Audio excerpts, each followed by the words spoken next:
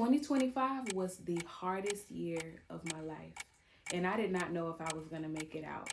But what felt like defeat turned into purpose. This isn't just my story, this is a pursuit of faith and purpose that I want to walk out with you guys in 2026.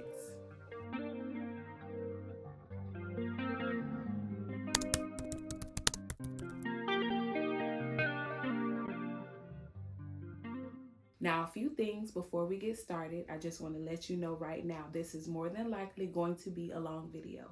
I went through a lot this past year, and I can't just get through it in 10 minutes. If you don't have at least 35 minutes or 45 minutes to listen, then save this video and watch it later. Definitely come back to it. Second, y'all don't judge me, because if I start crying, I get emotional. It just is what it is. I'm already ready. At some point, tears will flow. And third, y'all about to know all my business. I mean, all of my business. I've come to realize that my business is not really my business. Everything that I go through is not just for me, it's for a greater purpose to serve others. So here we go. Let's get into it.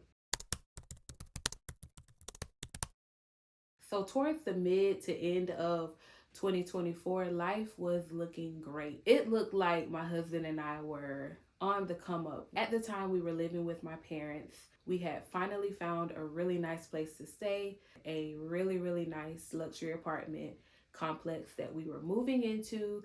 It was newly built and we were just too excited. Simultaneously, I was fairly new as a business analyst for a local city. I was too excited about that. This was the same city that my father worked for his entire career and retired from working for this city. So in my head, I'm just like, oh, I get to follow in my dad's footsteps. So everything just seemed on the up and up. We moved into our apartment, beautiful apartment. Our son was just too excited to have the space to run free, to have his own room. This apartment was a 3-bedroom, 2-bath, and it was huge. It literally felt like a house. It could have been like a house. And so we were just too excited to have the space, to have the freedom, to have our own. When I got pregnant with my son, we moved from Atlanta and moved back to my hometown. And this was the first time since having my son that we decided to venture out,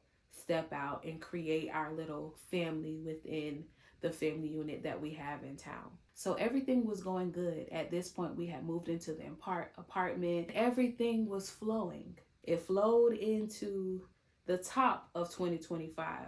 And if you are a good and faithful, then you know this because you saw my January and February monthly vlog that I posted, the top of 2025. I didn't even make it to month 3. I didn't even make it to March doing those vlogs. That's just how things shifted so fast. And when I say shifted, I mean shifted. We lived on the second floor of the apartment, and when we first moved in, our neighbors underneath us was this older couple, and they were so sweet. We never had issues with them. They would see our son, Makai, every now and then when we're walking. If we're outside and they're outside, they would speak. Makai has this big, vibrant personality, so he's like saying, hey, asking questions, all the things. We were good. Well, they moved out. And when they moved out, a new couple moved in. Now, this was a younger couple. I believe they had moved from Nashville. So much like our old neighbors, we're thinking, oh, we're not going to have any issues with these people. We've been here for a little over a half of a year, and we've never had issues with neighbors, anything. So naturally, we're thinking that would continue. Well, it did not. When these people moved in, it just became crazy. Like, we immediately started having issues. They would beat, bang on the ceilings, claiming that we were making so much noise. Mind you, again, we had been there for over half of a year, never had any issues, never had any complaints, nothing. They would beat. And when I say beat, I mean like you could hear the rage, hear the anger. You could hear it in them beating on the ceiling, claiming that we were so loud, like we're just so loud, and they cannot do anything. They cannot function. They cannot live. We are just so loud. Immediately for me, I started to become uneasy because I have a child now. I need y'all to understand the magnitude of how they were banging on the ceiling and nonstop. It would be times where we're not even making noise at all. We are laying in bed watching a movie and they get to beating. The hardest part of this was my son and seeing the fear in him, not knowing what's going on, not knowing what that noise is. It's almost like he sensed the anger. Then they took it a step further. They went to the front office, they complained, they said that we play music loud, they said that they hear us arguing and yelling. We don't yell and we don't argue. They said that it sounded like there was a woman, i.e., me, there was a woman that was yelling at a child and that they were concerned for the safety of the child. All these things that were so untrue. So we get called to the front office. Because this was a newly built apartment, they were still trying to solidify management. At one point, you would see one person. At another point, you would see another person. So this particular day that they called us to the office, when we walked in with my son. And as we approached her, she said, "Oh, this is why you guys are getting complaints." Looking at my son.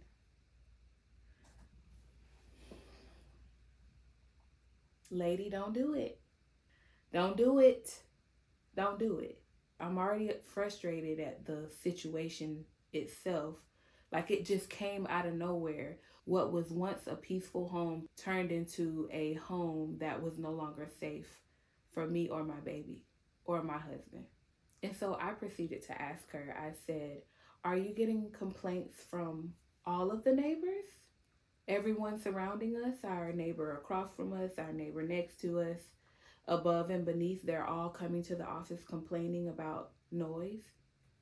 And she goes, "Well, no. Well, another thing they told the office was that they hear noise all throughout the day. All throughout the day. They're just making nonstop noise up there." And so when we went to the office and the lady is like saying all these things that's so not true, I said, "Ma'am, we work during the day. Our son goes to daycare during the day. No one is home from 7 a.m. to about 5:30, 6 o'clock p.m.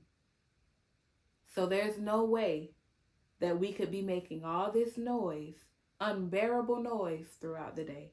I guess a light bulb. And she says, "Yeah, because we've never had complaints about you guys." Politely, I just told her in a nutshell, it's literally been smooth sailing since we moved in until now. Now, mind you, the beating still continued throughout the evening, in the mornings. At this point, we're walking on eggshells, thinking any little noise that we make could irritate these people downstairs. And these people could be crazy. They already proven themselves to be crazy beating on this darn ceiling like this. In my head, I'm like, there's no way that ceiling is not damaged. How hard and harshly they be beating on this darn ceiling. A few days later, we get a knock at the door, and it's the neighbor from downstairs. This is when I knew these people are crazy. This was fixing to be a whole nother story. This man comes to the door. My husband answers. He goes on to say, "Hey, we've been hearing a lot of noise downstairs. We literally hear every little thing that you guys do. And are you guys okay? There seems to be a lot of like yelling and running." And my husband is showing the love of Christ. I mean, he's just being super polite. The door is cracked because you're not finna be closing the door where I don't see what's going on. Make sure you ain't trying to do nothing crazy with my husband out there. So the door is cracked and your girl is listening. My husband, bless his heart, he is just showing the love of Christ as he should. As he should. He proceeds to tell the guy, "Yeah, we didn't realize how loud things were for you guys. We do have a 2-year-old toddler, and so there are some things that are just inevitably out of our control, but we will work hard to keep the noise down, make sure there isn't any yelling." All the things he know we ain't doing, He telling this man, make sure that there isn't any yelling and that we aren't all these things. He leaves. Do you think the beating on the ceiling stopped? No. This man continued to be on the ceiling. And in addition, he started coming to our door, knocking on our door regularly. Now, I knew something really, really had to give when he started knocking on the door when my husband wasn't home and it would just be me, or it would just be me with my son. I'm starting to get like anxious and extra sensitive about my surroundings again, not just for me, but I got a son now, and that mother instinct is real. I don't play about my son and I don't play about his safety. When the guy would come to the door, he would beat on the door the same way that he beat on the ceiling. And he would say things like, can you guys just stop walking? Can you please just get your son? Now, Makai is apparently running around too much and you can hear him running. Can you please just pick him up? I mean, and again, I don't know these folks. I do not know these people. And I don't play about my safety and I don't play about my family's safety. It just became all too much. The beating, randomly showing up to our door. So we ended up going to the office to let them know what was going on and to see what we needed to do. At this point, we were about 2 months out from either renewing our lease or parting ways. And the way things were going, I didn't feel comfortable renewing the lease. I didn't feel comfortable even in the moment still staying there. When my son started crying, saying, Mommy, make it stop. Mommy, what is that? Mommy, I'm scared. Looking like the look on his face, it's a no for me. We end up not renewing. We weren't even able to end our lease because of safety reasons. Apparently, they had been going back and forth to the office regarding us. At some point, the office said that they would have to, or they could get the off-duty policemen that lived in the unit, that they would be getting them involved. It just became a huge thing, and I felt like everything started like to crumble, like setback. Because of the safety aspect, the last 2 months of our lease, we did not even live in our apartment. We ended up moving back with my parents just because my son did not feel safe there. And what are you gonna do?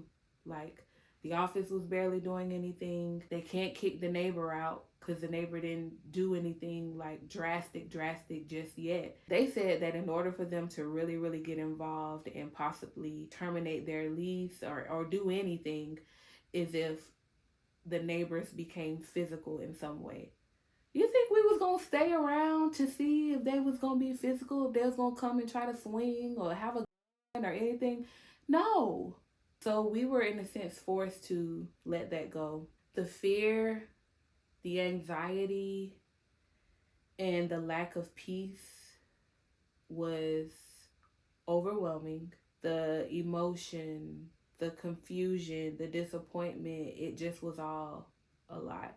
I felt like we were taking a step back. We had just gotten ourselves to a point where we could propel forward in this way, where we could now be able to create our family dynamic party of three.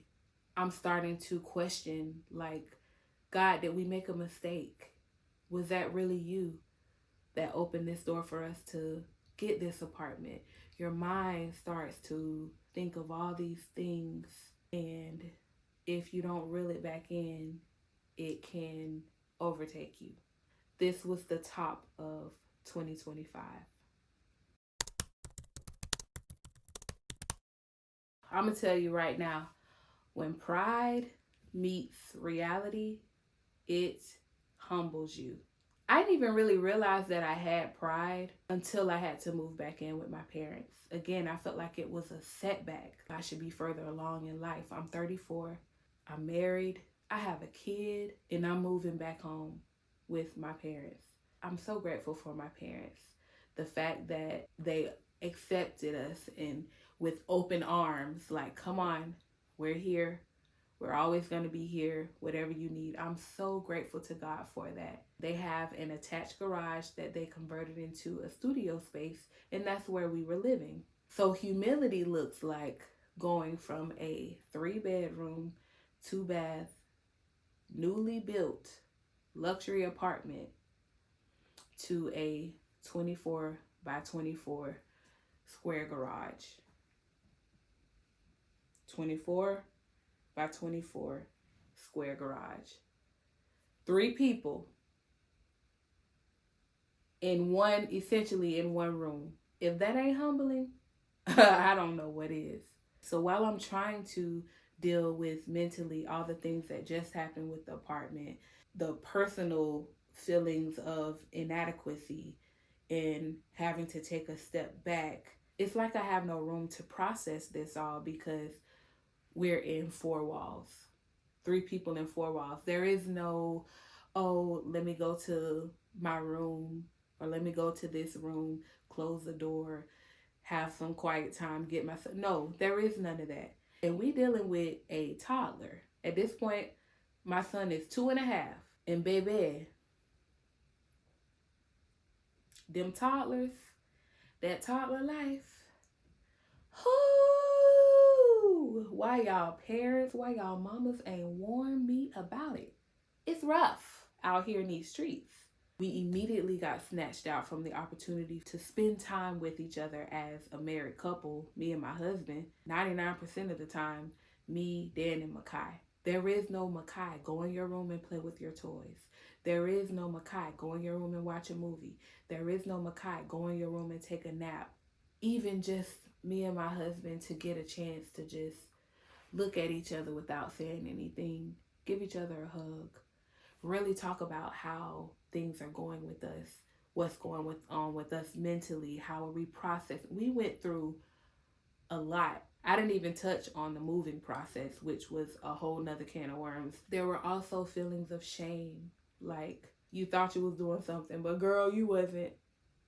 You right back at your mom and them house.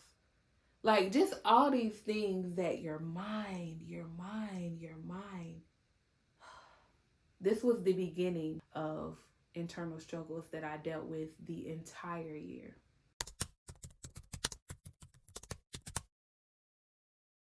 About the spring of 2025, March-ish, my workplace environment started to shift. Now I have to be honest with myself. When I first started with the organization, there were red flags that I saw week one.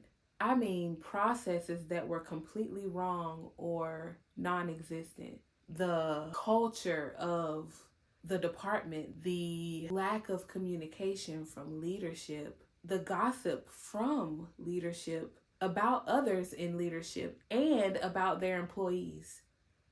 This was week one. But for me, it was like, girl, you can come in here and you can shake some stuff up. You can change some things. You can make a difference. I came in as a business analyst. Just as a backstory, I've always been in the world of analytics, from data to business analytics ever since I graduated from college. And so naturally my mind is looking at processes, looking at structures, looking at the way in which things are managed, finding ways for better efficiency. Myself was just like, hey, my dad retired from this place. I'm going to continue the legacy. I'm going to come in here and make a difference.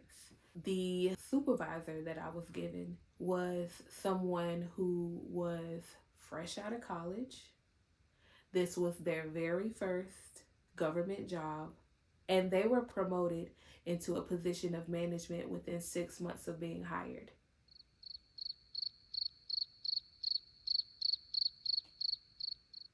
I believe their previous job was a caddy at a golf course.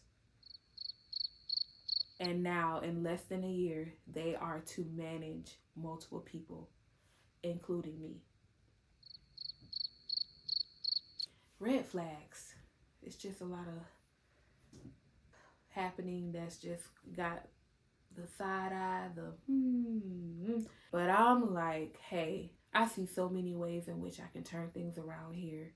They hired me as a business analyst.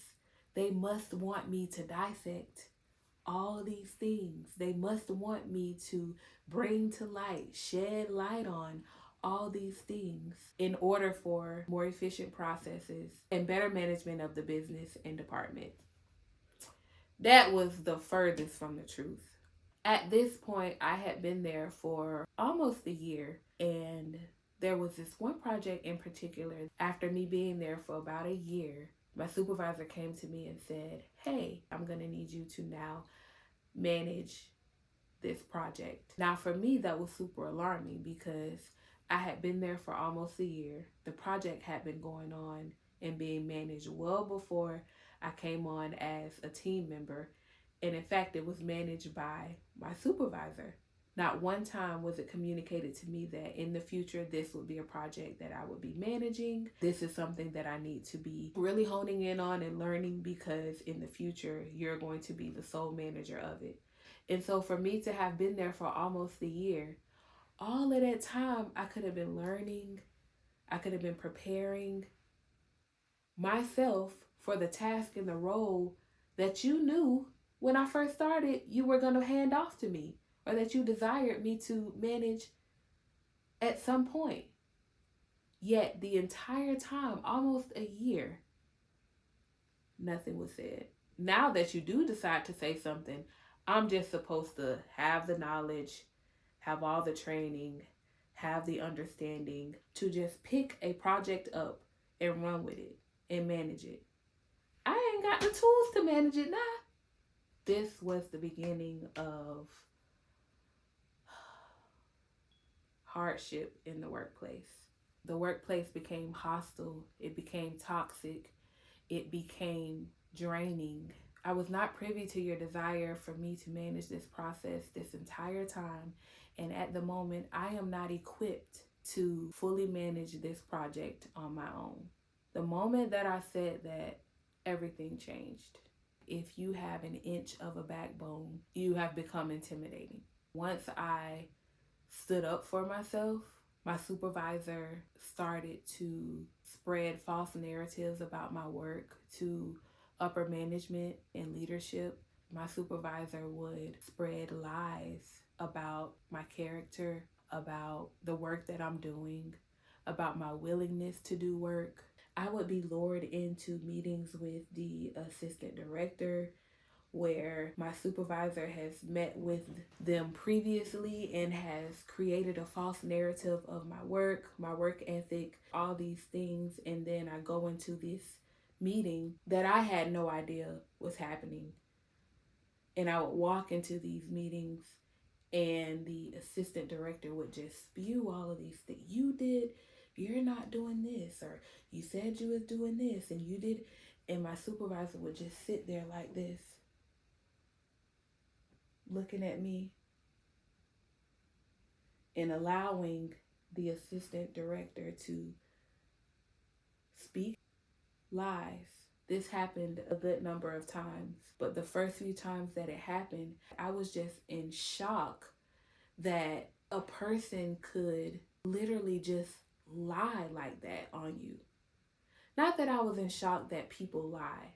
I know people lie, but I've never had anyone personally lie about my character, personally lie about my work ethic, something that I take seriously. I am proud of the 16 years of service that I have given to government, in state government, and in local government. And so for this to be the first time in my career where I experience a person blatantly lying on me, wanting to tear me down, like wanting to see me fail, throwing rocks and hiding their hand, I felt helpless. I felt confused. I was an emotional wreck. I then start to get assignments, deadlines, timelines that were just completely unrealistic to complete. I would cry at my desk every day. I felt so defeated. The top of 2025 seemed so great. It seemed like this was going to be the year. And it turned out to be the year. But it wasn't the year that I thought. So,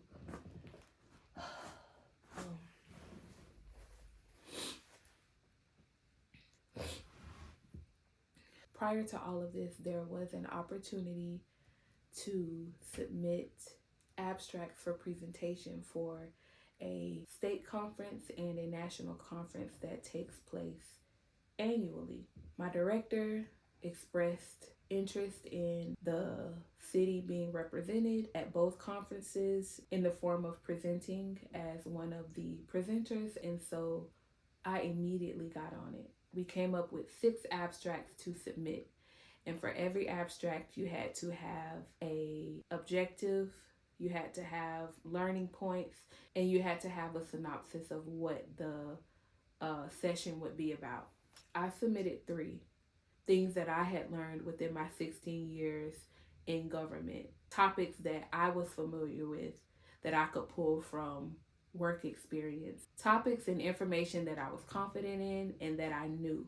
My supervisor, my direct supervisor, submitted 1 abstract, and the director submitted 2.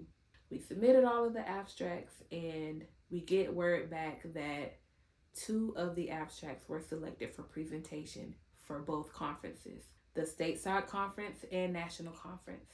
One of the abstracts that was selected was mine. The other abstract that was selected was the director's. The 1 abstract that my supervisor submitted was not selected for either of the conferences. I already knew that these folks weren't going to just let this brown skinned girl present on behalf of the city by herself. I already knew I was going to have to be accompanied by someone. And so my supervisor was going to co-present with me. Nonetheless, I was super excited for my presentation to have been selected for both conferences. I mean, there were thousands of abstracts that were submitted, and one of mine was selected for both the state conference and the national conference. I mean, for me, that is like a major accomplishment. And so I'm just too excited to attend these conferences, represent the city, and present these topics.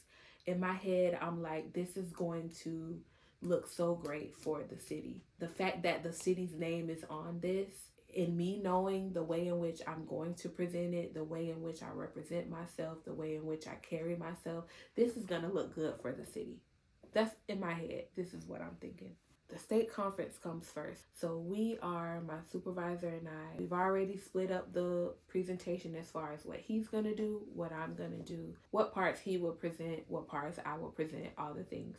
We've even set up bi-weekly meetings for us to practice and go over the presentation so that we are sharp come the conference. A week before the conference, remember I told y'all about those times where I get pulled into the office of leadership and get bamboozled about all this stuff that's complete lies? This happened a week before the presentation. When I look back now, it's very clear that leadership did not want me to represent the city. There was a sense of intimidation in that this little light of mine that I'm gonna let shine may perhaps dim yours in some way. And so I walk into the meeting. Unbeknownst to me, there's a list of things that you did this, you haven't been doing this, you don't know how to manage your workload. And because you don't know how to manage your workload, we're going to be pulling you from both the state and the national conference, and your supervisor will be presenting your topic on your behalf. A week before the state conference.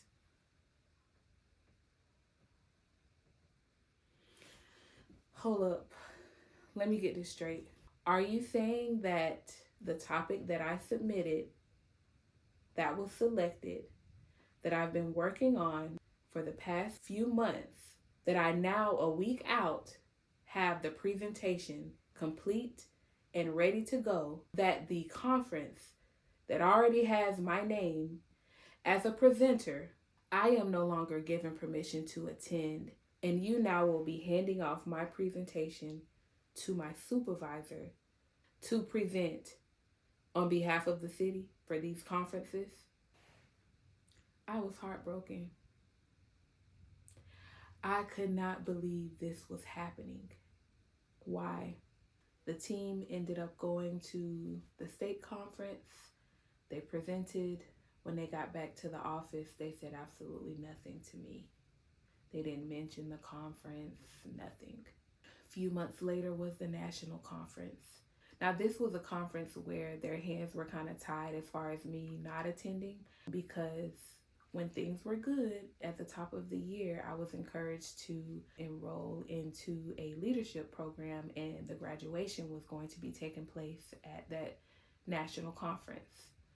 So I was able to attend the conference and graduate the leadership class. However, they again presented my presentation on my behalf.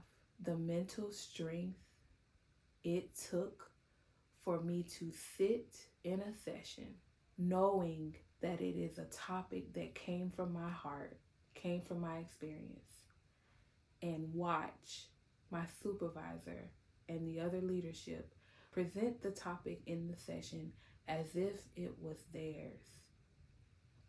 It took strength. People coming up to me saying, "Hey, your city is going to be presenting," and they list and say the topic of the session that was mine, knowing that I wouldn't be presented. It took strength listening to the session and having to endure them not even do the session justice because it was never theirs in the first place. And then honestly, I felt like the attendees didn't get all that they could have gotten because they could not present that topic the way it should have been presented.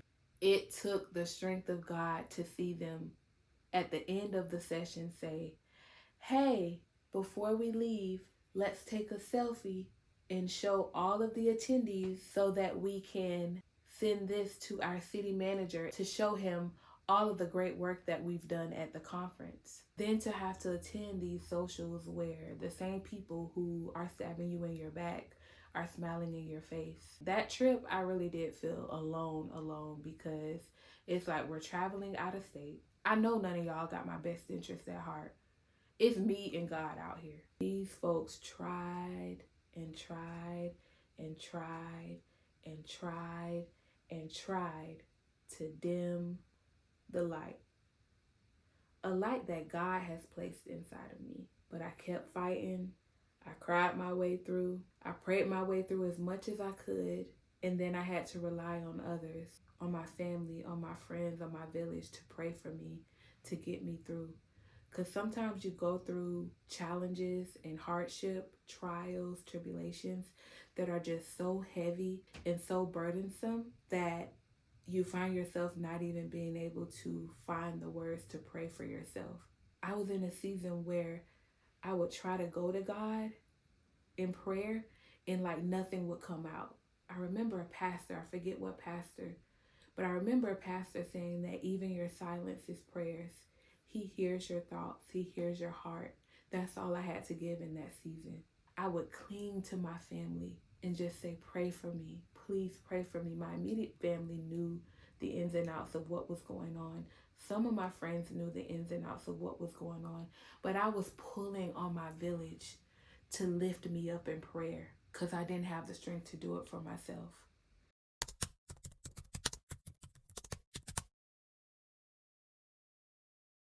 I would come home crying every evening.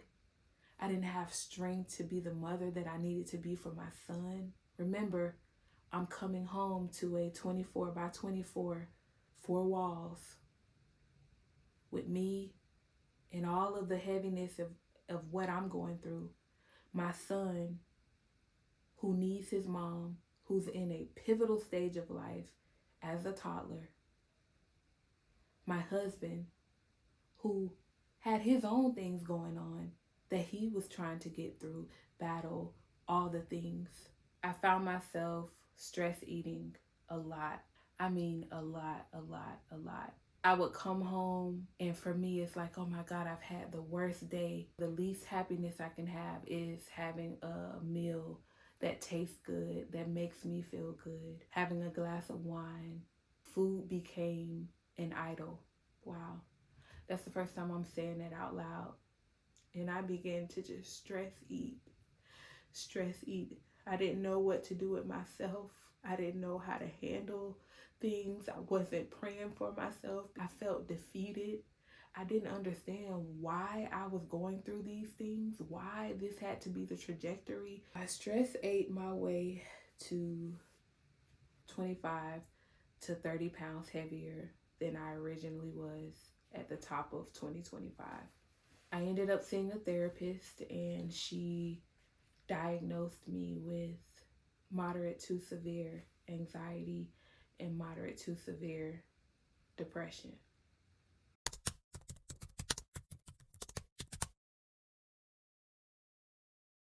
Now, all along, there were other struggles. There were silent struggles. I really low-key felt like the enemy was coming at every aspect of my life.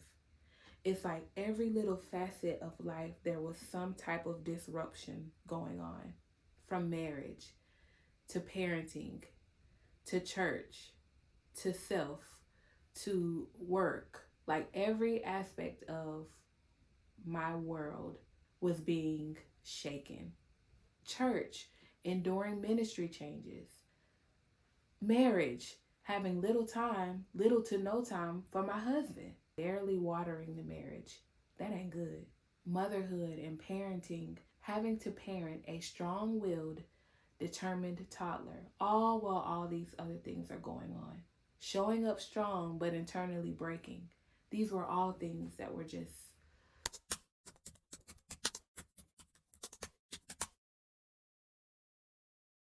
what I realized in the end was that God was still there. He had never left me, and He was pruning me. He was refining me. He was building me for greater purpose. Pruning my character, pruning my dependence, pruning my spiritual maturity. In this season, I leaned on God like never before. The intimacy in the relationship with God that was built is unmatched. It's like in suffering, God shows Himself in a way that you'd never be able to experience Him without going through challenges, trials, and tribulations. And on the other side, you are so much more refined and prepared and ready for purpose. In this season, I learned to fully depend on God. And I realized that the pain was producing purpose.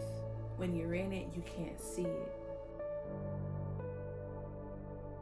So I'm on my way from work, and I am listening to a sermon from Pastor Darius Daniels. He did a series on spiritual detox, and he just said something that brought tears to my eyes about the process of God using you fully, the gifts that He's given you, you entering in the territory that He desires you to be in and wants you to go in so that He can use you to the fullest capacity that He needs to. And a lot of times that causes breaking. Even before the breaking, He blesses you, He covers you, which equips you for the breaking. And a lot of times people think that the breaking is to hurt you, but the breaking is to distribute you more in a different way. Think about the fish and the loaves of bread when there wasn't enough to feed the people.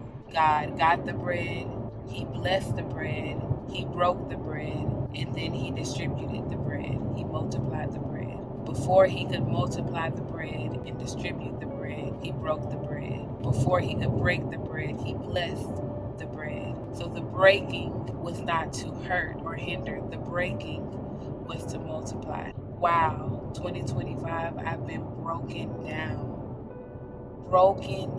down in so many ways, in so many areas of life where I'm drowning. I feel like I'm drowning, and how do I get out of this? I don't even know how many times I've asked God this year, what are you doing? Why is this happening? What do I need to do? Why? He was breaking to be able to multiply the gifts that He has within me and the assignment that He has for me. But before He broke anything in me, He blessed me. He covered me.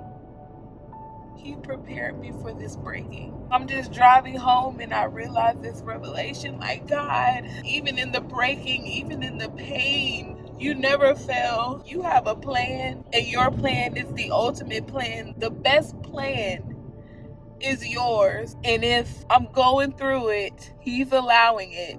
And that means that it's for my good. And so He's breaking me.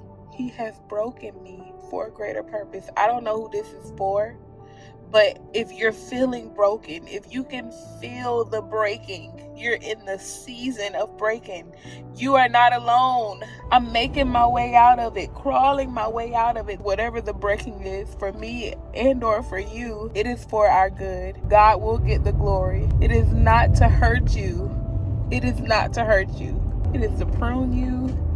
It is to strengthen you, and it is for God to multiply and set you up for all of the things, great things that he has in store for your life.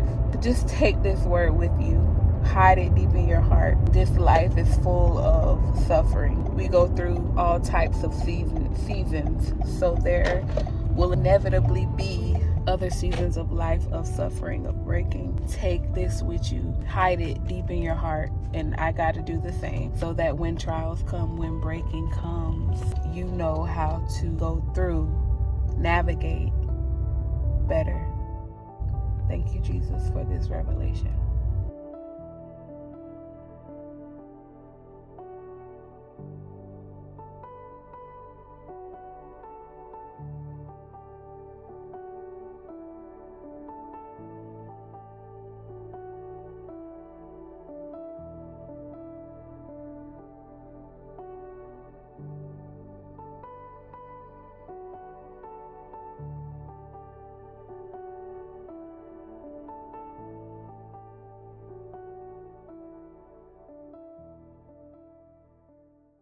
It was in this season of suffering that God taught me how to suffer well, and he revealed purpose. Like I told y'all, I had been working in government for 16 years since I graduated college.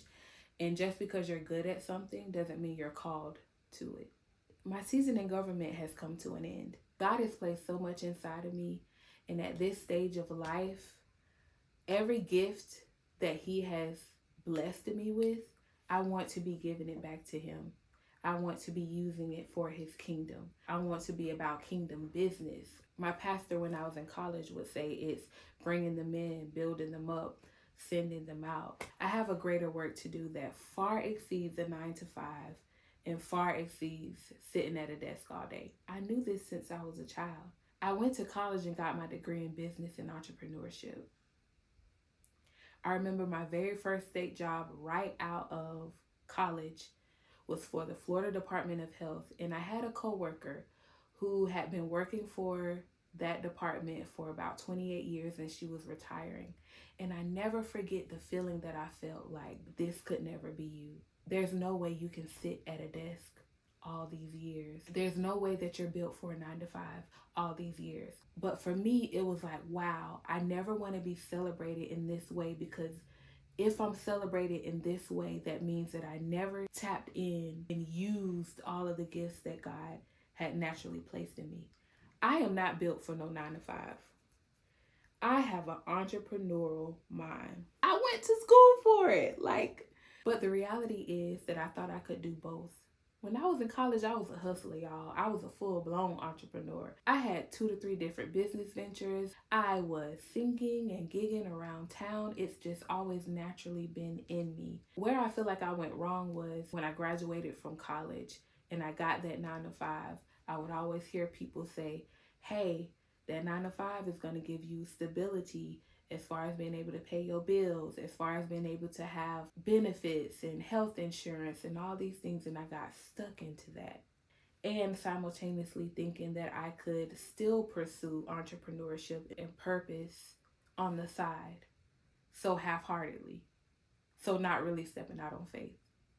And it never really worked. It got me to a certain level, but it never really pushed me over, because the two cannot live together. Either I'm going to step out on faith on this entrepreneurship thing and I'm going to give it my all wholeheartedly, me and you, God, or I'm not.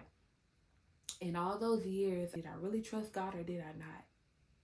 It's like, I'm going to keep the stability of this job and control it to this extent because I'll be able to pay my rent. I'll be able to have health insurance and all these things. But I'm still going to try to make it work on it. No, the two cannot exist, at least in my world. And where I am right now and everything that I just went through in 2025, it is propelling me into purpose, into wholeheartedly putting it on God. If I fail at this entrepreneurship and all the things that He has placed inside of me, then that ain't on me. My focus is to pursue purpose. There are people in this world who know that their purpose is 9 to 5 type corporate work. There are others like me who knows that their mind is too big. Their creativity is too loud. They can't just sit at a 9 to 5. And so that's where I'm at, y'all. And I want to take you guys on this journey.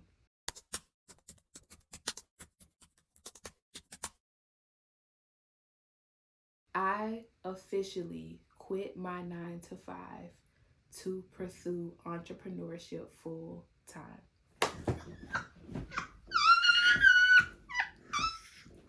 Did you just hear what I said?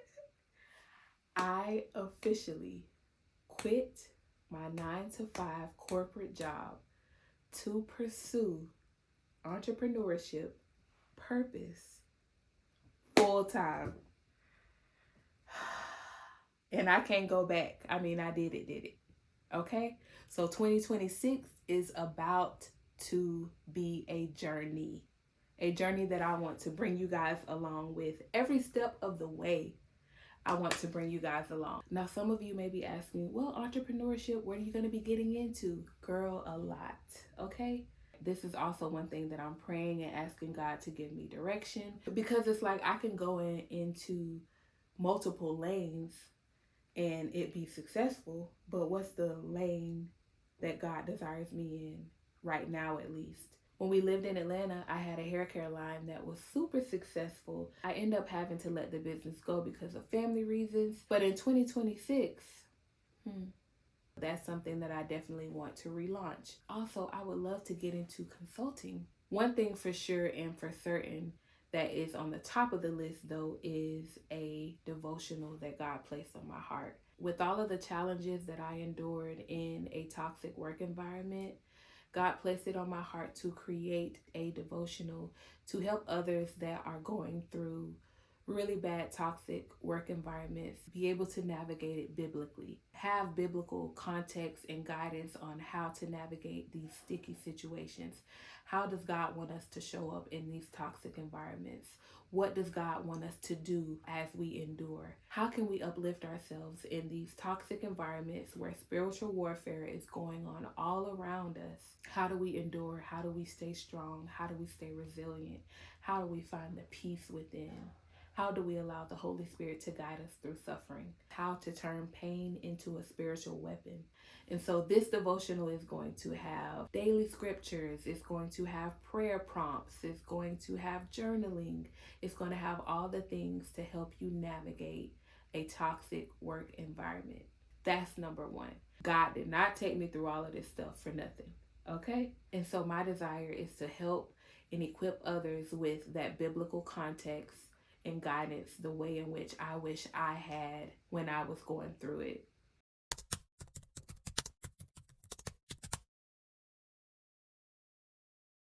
I'm also super excited to talk about and pub a project that God has cultivated and birthed out of this year of suffering. And that is my music project titled Still. It is a 2-pack, 2 songs that really embody all of the things that I went through this year and how God sustained me throughout the year. The Pain inspired a 2-pack music project. It was released on December 20th. If you have not already, go check it out. It will be sure to bless you or someone that you know. It is available on all digital platforms. And so my musical journey and musical career is also another thing that I'm super excited to journey through wholeheartedly with God this year. It's just a lot of different things. We got a lot of things going on. This is the place to be. Follow me on this journey. I got to get my body back right. We're working on mental health. We are just doing the thing in 2026, okay? For those of you who are new to the channel, let me officially introduce myself. Hi, my name is Jossie. I am a singer-songwriter, wife, boy mom of a toddler, lover of Christ, and I am a newbie in entrepreneurship. I am a country girl from Central Florida, and I'm just here living life out loud and open to sharing it with you. And this is just a message to anyone who endured hardship in 2025. If you're looking at this video, that means you came out refined. That means you made it through. That is confirmation that God never fails and He did not fail you. So I thank God that we made it to the end of the year, that we made it to a new year, and His mercy never fails. So here on this channel, we will be tackling weekly vlogs that will cover the real-time faith and entrepreneurship journey. We'll also be doing some girly lifestyle things. We'll throw in Bible studies here and there. This is just going to be a platform of encouragement to any girly who is in the pursuit of purpose, who is in the pursuit of destiny, who is in the pursuit of God and Christian living. This is the spot right here. I'm not exactly sure how it's all going to look, but I hope that you are along for the ride. So I invite you to subscribe to the channel. Share this testimony video with anyone that you feel could be encouraged and uplifted by it. Give me a thumbs up if you were encouraged by anything that was said in this testimony video. Also feel free to follow me on Instagram and TikTok at iHeartJossie. But most importantly, if you don't do nothing else, follow God. The relationship that you build and cultivate with Him is the absolute most important relationship in life. Cultivate it, water it, read your word, pray, talk to Him, all the things. He wants to hear from you, trust me. Thank you guys again so much for making it to the end of this video, and I will see you in my next one. Bye, guys.